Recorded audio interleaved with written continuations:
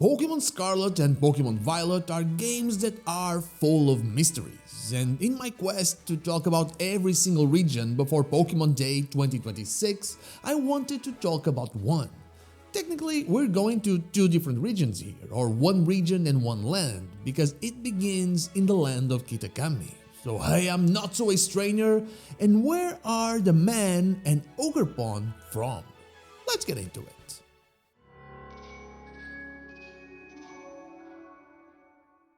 The story of Ogerpon is a cautionary tale about not judging others by their looks. She and her friend came to Kitakami from a faraway land, and because they looked different, people were scared. So they retreated to live alone in the mountains. That's when the mask maker, Kieran and Carmine's ancestor, took pity on them and made them the mask using the crystals that the man had with him. After that, they could finally come down and get along with everyone else. Eventually, the Loyal or Lousy Three, led by Petulant, came and tried to steal them. In doing this, they apparently killed the man, who managed to protect the Teal Mask. With his mask covering her face, Ogerpon then slayed Okidogi, Pheasantipiti, and Monkidori and sent Petulant into a deep, deep slumber. After this, she was seen as the bad one, and every legend talked ill about her and well of the Lousy Three. So that's the story here, but my issue is, where did those two come from? They are said to be from a foreign land. Faraway region or faraway land is usually used for a region that you do not know, a region you have yet to visit. We could assume that foreign means the same, but then we'd be overlooking something very important: the crystals. The man that came to Kitakami with Ogerpon had Terra crystals in his possession, which at the time were likely only present in one place, and that was Paldea. We have to remember that the whole story happened at least a few generations back, since it was passed down in Kieran and Carmine's family, and since their grandpa doesn't refer to the mask maker as his grandpa or great-grandpa or something like that, we have to assume it is older than that, so at least a few hundred years before present day.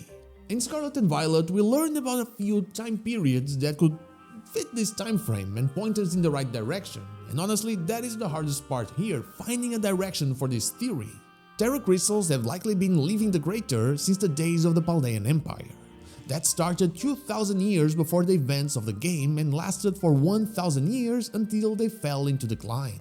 That means that for 1,000 years, Terra crystals likely left the crater during all the expeditions, and since they were basically powerless without the technology we now have, were just kept as treasure, nothing else. I also doubt that the regular folk that explored the crater kept the treasure for themselves, because the Paldean Emperor didn't seem like the kind of guy you wanted to mess with. And then, the other time that we know people started going into the crater again was 200 years before the events of the game with Heath's expedition. This one feels like it would be too close to present day to actually matter for the story of Ogerpon and the man.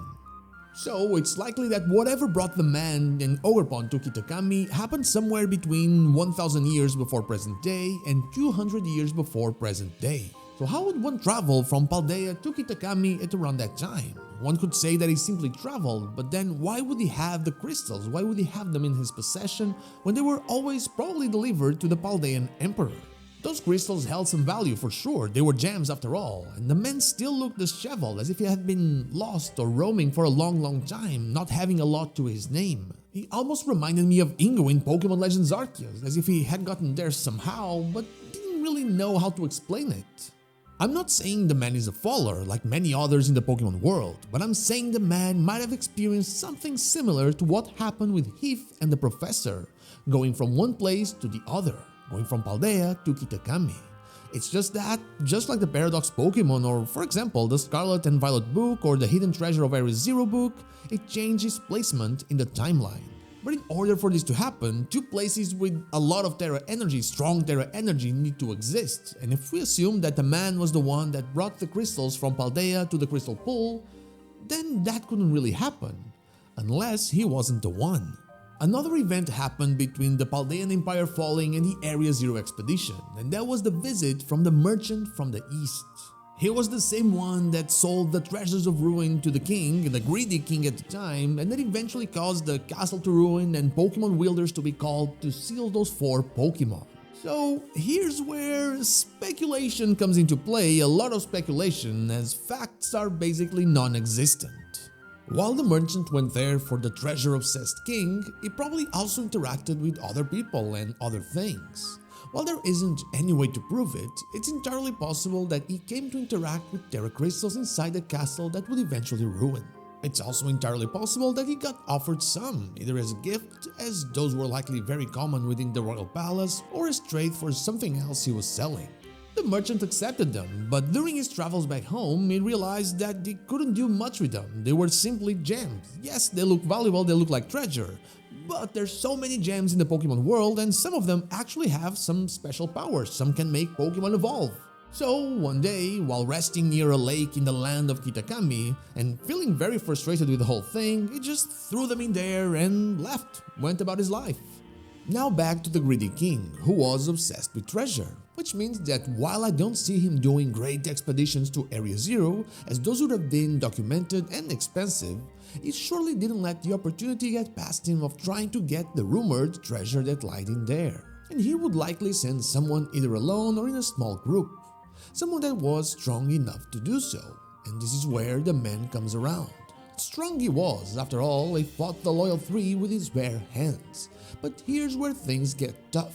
The theory gets very easy from here if we ignore Ogerpon. The man goes into the crater, he is unable to come back, after all the journey is supposed to be incredibly perilous, and through the power of Terra energy ends in another place where these crystals exist, the now Crystal Pool in Kitakami.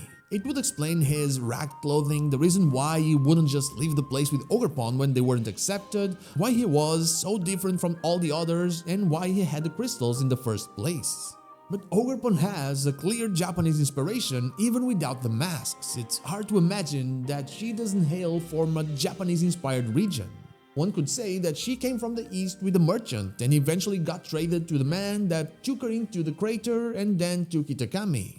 One could say that she actually did the reverse thing. She got transported from Kitakami, the crystal pool, into the crater where she found the man, they spent some time there, and eventually got transported back to Kitakami. Or we can say that the man and Ogerpon simply traveled together and they had known each other for a long time. So my theory at this point was that the man is from Paldea, he was an explorer, an adventurer, or a Pokemon wielder that had an Ogerpon for a partner and got called by the king to get more crystals from the crater. When they were unable to find a way out of the crater, they simply explored further and then eventually got transported to Kitakami. There, for some reason, they didn't return. The same way that some items are able to actually move from one side to the other, or Paradox Pokemon, even without the time machine, move from one side to the other, the same happened with the man and Ogerpon. Maybe because it was his wish to escape. There, strangers in a strange land, they tried to find someone and ended up being the main characters in the tale of Ogerpon and the man. Now about what happened to him. He died, didn't he? But Ogerpon found only signs of a struggle there, not really a body. And it wouldn't be weird for them to say that the man died. They did that for the professor, for the original professor, not the AI.